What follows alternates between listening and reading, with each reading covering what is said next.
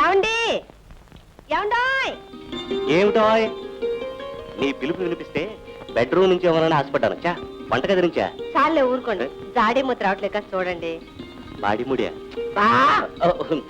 జాడీ మూత రావటం లేదంటావా అంతేగా ఓకే నొక్కో పక్కన నిలబడి ఓ మూత జాడీ మాత ఊడిరామ్మ అంటే రాదు సింపుల్ గా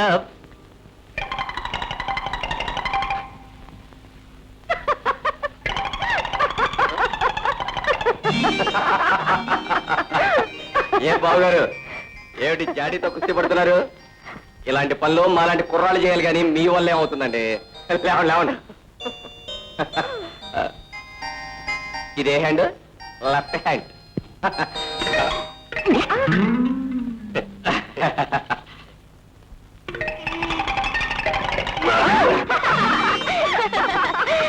అక్క ఇదే హ్యాండ్ లెఫ్ట్ హ్యాండ్. అమ్మా మూతలు తీయడం అంటే కోట్లో కూతలు కూయడం కాదని చెప్పమ్మా మీ తమ్ముడికి. అక్క మూతలు తీయటం అంటే మూతలు తిప్పడం కాదని నీ కూతురికి చెప్పు. చాలే ఊరుకుంటారా ప్రతిదానికి పోట్లేటేనా? ఇంతకీ జాడి మాట ఏమిటంటారు? ఈ జాడీ మూత రావాలంటే మా అమ్మ వచ్చి తీయాల్సింది. ఆ పట్టు పొడుపు మా అమ్మకు తప్ప మరెవ్వరికీ తెలియదు. అమ్మా అమ్మా మీరంతా ఇక్కడ చేరారేమిటి? ఏం లేదు అత్తయ్య, జాడీ మూత తీయలేక మీ అబ్బాయి అవస్థ పడుతూ ఉంటేను. ఆగక్కడ ఆగిపో అంతే. మూత తీయలేక వాడవస్థ పడుతుంటే మీ అక్క తమ్ముడికి చెమటలు పోసాయేమిటి? పచ్చడి తినటానికి తప్ప మూతలు తీయడానికి పనికిరారు. తప్పండి తప్పండి.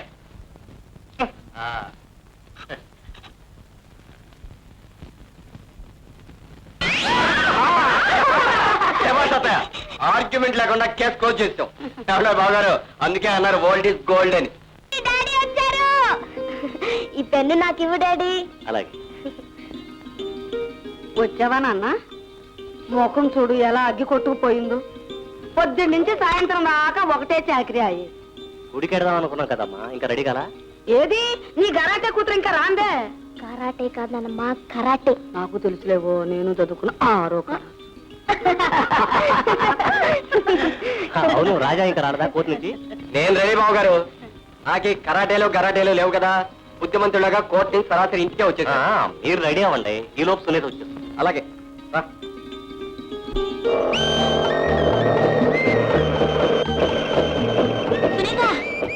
సునీత, నేను ఆ పార్కులో కూర్చుంటే వాడెవడో లడ్డు అని పిలిచి నా చీర లాగాడే. లాగాడా? అందుకే నేను చీరలు కట్టుకుంది. రాజా సరే రాజా కోర్టుకేనా? అక్కడికి నేను ఎప్పుడు చూడలేదురా, ఒకసారి చూద్దామని. మీరంతా బలలు గుద్దుకుని వాదించుకుంటారంటగా. పద పద టైం. నువ్వు కోర్టులో జడ్జి గారిని బొందాన్ని తలకాయని తిట్టిపారేస్తావు. నోరు ఎప్పండి అసలు. నాకు తెలుసులే, నేను చదువుకున్న 6వ క్లాసు వరకు. పని చేస్తాను అత్తయ్య. ఇవాళ కోర్టు నుంచి రాగానే కోర్టులో ఏ కేసు జరిగిందో అది మన ఇంట్లో వాదించి నటించి మీకు చూపించి ఆనందపడతాను. సరేనా? నిజమేనా? ఇదిగో కోర్టు నుంచి రాగానే జరిగింది జరిగినట్టు చెప్పపోయావా? అత్తయ్య అత్తయ్య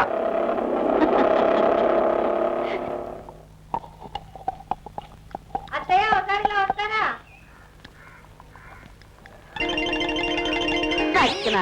పచ్చిపిండి తినిచేస్తే కడుపులో నొప్పి వస్తుందిరా. రే జాగ్రత్తగా రబ్బండి.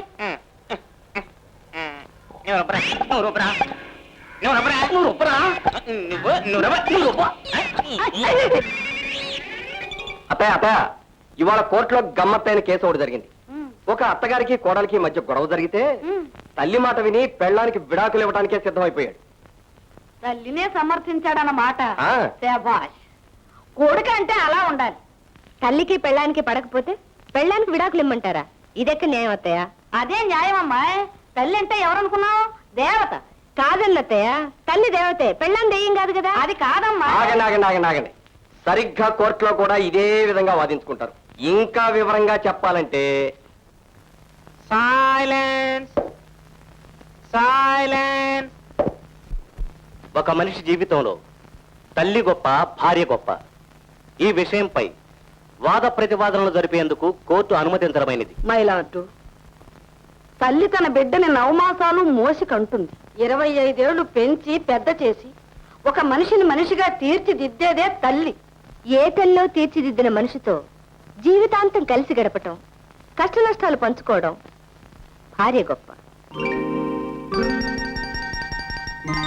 ఒక మనిషిని 25 ఏళ్లు పెంచి ఒక అమ్మ చేతిలో పెట్టిన తర్వాత ఆ మనిషిని జాగ్రత్తగా చూసుకోవటం భార్య బాధ్యత. ఆ బాధ్యతలో చేసిన పని గురించి గొప్పలు చెప్పుకోవడంలో అర్థం లేదు. మీరంటున్నది నిజమే. భర్తను గొప్పగా చూశానని భార్య చెప్పుకోవటంలో అర్థం లేదు. అలాగే తల్లి తన బిడ్డను పెంచి పెద్ద చేశానని గొప్పలు చెప్పుకోవటంలో కూడా అర్థం లేదు. 9 మాసాలు మోసి కని పెంచిన తల్లిని కాదంటే పాపం చుట్టుకుంటుంది. కట్టుకున్న భార్యని కాదన్న ఆ పాపం చుట్టుకుంటుందండి. ఒక తల్లి కంటేనే ఓ భార్యకి మొగుడు పుట్టేది. ఆ ఆడది నిజానికి ముందు భార్య అయ్యేనండి, మరో ప్రాణికి తల్లి అయ్యేది. తల్లి నూనె లాంటిది, బిడ్డనే ఒత్తికి ప్రాణం పోస్తుంది. భార్య ప్రమిద లాంటిది, ఒత్తి వేడిని నూనె బరువుని నవ్వుతూ భరిస్తుంది.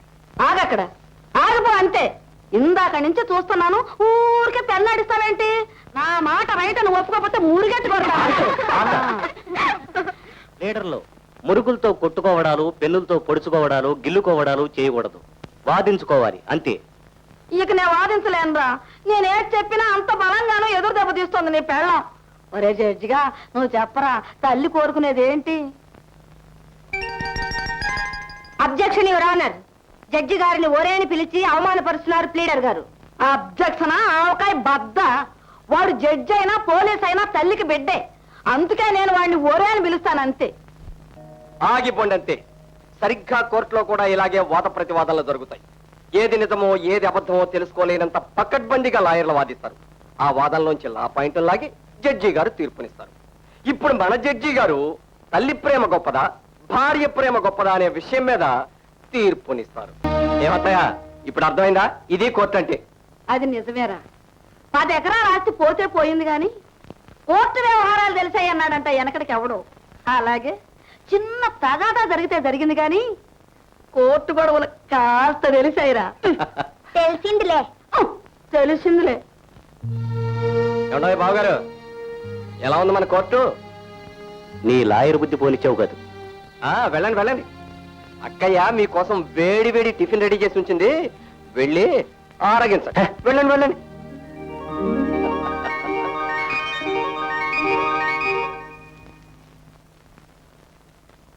శ్రీలక్ష్మి, కళ్ళజోడేదో. నన్ను అడుగుతారే, వెళ్ళి మీ అమ్మగారిని అడగండి. తల్లే ఎక్కువని పెళ్ళం ఎందుకు పనికిరాదని పెద్ద తీర్పు ఇచ్చారుగా. తీర్పు ఈ వ్యవహారాలన్నీ ఆవిడని చూసుకోమని.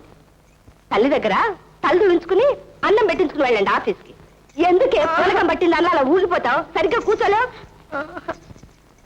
పెళ్ళం జేబులు చూసి అన్నం పెడుతుందట, తల్లి కడుపు చూసి అన్నం పెడుతుందట. ఓ అబ్బా, దొరగా జేబులన్నీ కన్నాలు, వాటిని బంగారం పోసుకొస్తారని చూస్తుంది భార్య.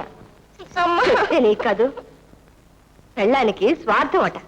వినవే పిచ్చి మొద్దు, 4 ఏళ్లలో నువ్వు ఎవరికొకటికి పెళ్ళాను అవుతావు. మొగుడికి స్వార్థంతో సేవలు చేస్తున్నట్ట పెళ్ళాం. తన బొట్టు కాటుక తప్ప వేరే సుఖమే కోరుకోదట. వివేకానందులా పెద్ద లెక్చర్ ఒకటి. అబ్బా, తల్లులకి ఏం స్వార్థాలు ఉండవండి, పెళ్ళాలకే స్వార్థాలు. ఎందుకే నెత్తిన అలా చేతులు పెట్టుకుంటావు? 4 ఏళ్ళు ఆగు, చివరికి మనకు మిగిల్చేది మొగుళ్ళు అవే. తీసేయి. పొద్దున్న లేస్తే లక్ష్మీ బ్రష్ ఎక్కడా, లక్ష్మీ పేస్ట్ ఎక్కడా, లక్ష్మీ సబ్బు ఎక్కడా, లక్ష్మీ తుండుగుడ్డ ఎక్కడా అని 1000 పనులు చెప్పి చేయించుకోకపోతే పొద్దు గడవదు. స్వార్థం అట, స్వార్థం. ఏ తల్లో వంట చేస్తే ఎడం చేత రాసి పారేసిన నవల్లో 2 ముక్కలు బట్టి పట్టుంటారు. తల్లికి నిస్వార్థం, భార్యకి స్వార్థం అని చిలక పలుకులు పలికారు. ఏమో శ్రీమతి, అష్టోత్తరంతో ఆపుతావా? సహస్రనామం కూడా చేస్తావా?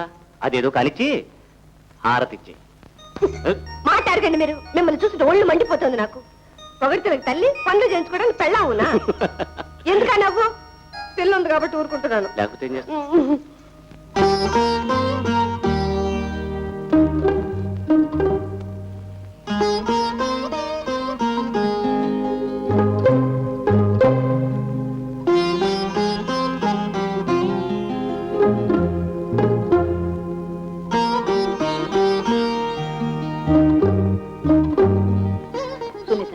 రాముడేడి?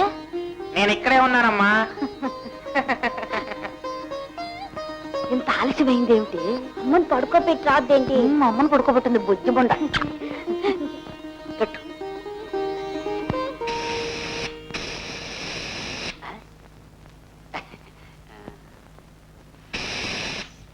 అదేమిట్రా బోరా ఊతుంటే బొగ్గలు ఉబ్బుతున్నాయి, సరిగా ఊదు.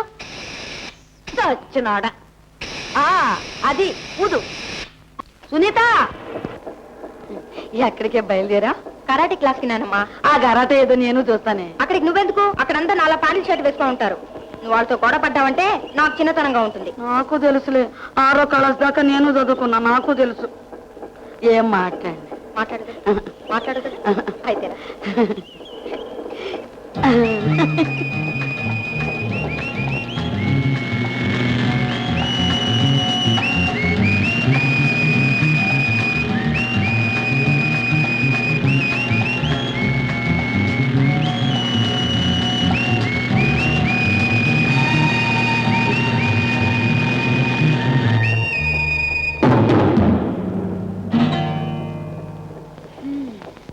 ఆపేవేమిటే?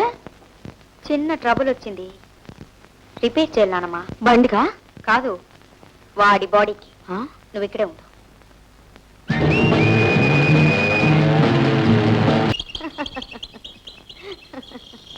మా నాయనే, నా బంగారం, సమయానికి హీరోలాగా వచ్చి కాపాడేవరా.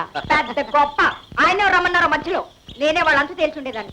నేను రావడం ఒక క్షణవరకు అయితే నీ పని మంగళగిరి అయ్యేది.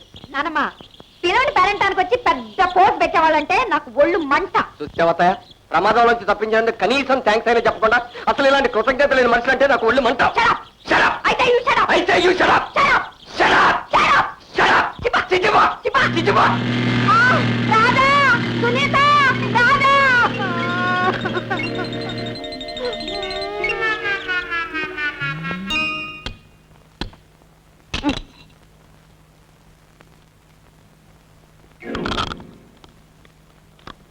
పప్పేదిరా, నీ బుగ్గలు అలా టపటపలాడేది ఎందుకో నాకు తెలుసురా. తిను. సునీత, మొగాన పెసరబద్దంత బొట్టు, మగాడి డ్రెస్సు. ఏది ఇంత బొట్టు? అది ఓల్డ్ ఫ్యాషన్ అన్నమా. పేసన పీసు రేగిందని నీ పేసన నా దగ్గర చెప్పుకో. ఫ్యాషన్ కాదు నానమ్మా, ఫ్యాషన్. నాకు తెలుసులేవే, నేను చదువుకున్న 6వ క్లాస్. అది కాదే, మగాడికి మీసం, ఆడదానికి బొట్టు అందం ఇస్తాయి. బొట్టు కాటుగా పెట్టుకొని ఆడదే కాదు. అది అలా గడ్డి పెట్టండి అత్తయ్య. శుభ్రంగా బొట్టైనా పెట్టుకోమనండి, లేకపోతే మగర ఇలాగా మీసమైనా తెచ్చుకోమనండి. ఎలాగో ప్యాంటు షర్ట్ వేసుకుందిగా. గడ్డి పెట్టాలి, గడ్డి. పొట్ల పోయేంత గడ్డి ఉంది, వెళ్ళి తిను.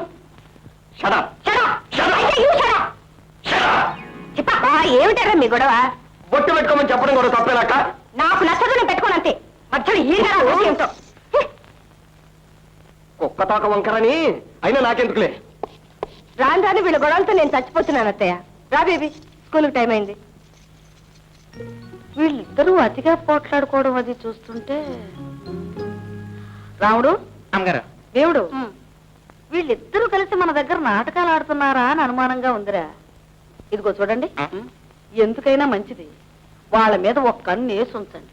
అట్టగా గారు, ఒక కన్ను వేసి ఉంచుతాం. మరి రెండో కన్ను పీకి జేబులో వేసుకోండి అసలు అన్నాసుల్లా.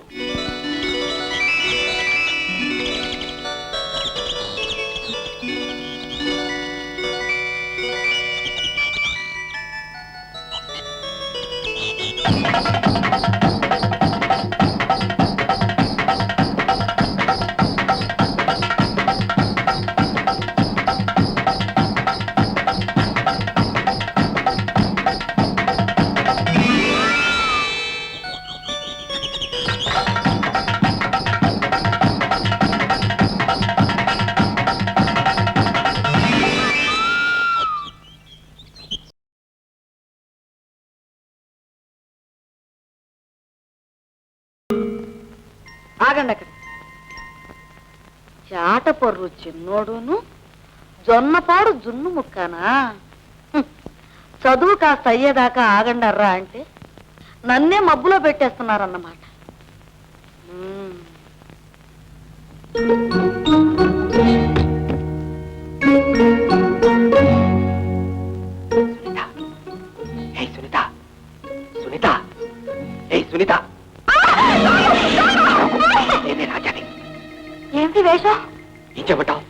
ఎవరైనా చూస్తే అందుకే ఈ వేషం ఎత్తుకొచ్చాం. ఎంత భయపడ్డానో తెలుసా? ఎందుకు భయం?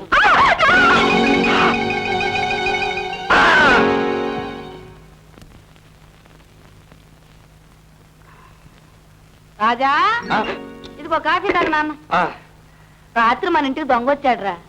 మన ఇంటికి దొంగ వచ్చాడా? ఆ, మరి నన్ను లేపలేదే? ఈ మాత్రం దానికి నువ్వెందుకు? మూరుగేట్టు ఒక్కటేసాను, ఆ. మాడు పగిలి ఉంటుంది. ఆహా. కాఫీ తీసుకో. ఆ. ఆ చెయ్యేంటి? ఆ, అదేమిట్రా అంత దెబ్బలా తగిలింది? ఆ, మోటార్ సైకిల్ మీద వస్తుంటే చెట్టు కొమ్మ తగిలింది అత్తయ్య.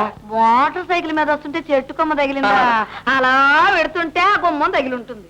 ఆ, ఆ, సరిగ్గా అదే జరిగింది అత్తయ్య. ఇదిగో ఈ కొమ్మ మీద తగిలింది. తగిలింది ఆ. తగులుతుంది. తగిలే వయసు కాదు, తగిలే ఉంటుంది. మమ్మీ డాడీ దగ్గర నుంచి ఉత్తరం వచ్చింది.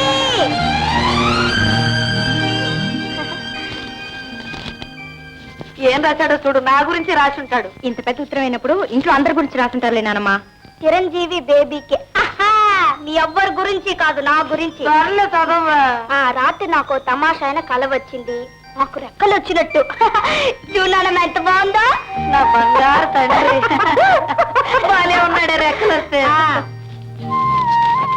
నేను ఆకాశంలో ఎగురుతున్నట్టు. ఎంత బాగున్నారు. తర్వాత ఈ బొమ్మలో నేను మన ఇంటి మీదుగా ఎగురుతుండగా మీరంతా టాటా చెప్తున్నారట. తెల్లవారగానే బొమ్మలు గీసి నీకు పంపుతున్నాను. బాగున్నాయమ్మా? ఇట్లు మీ డాడీ. నానమ్మ, ఇక్కడ మన అందరం డాడీకి టాటా చెప్తున్నావు. నానమ్మ నువ్వు ఇక్కడ ఉన్నావు చూడు. ఎంత బాగా గీసాడే బొమ్మలు.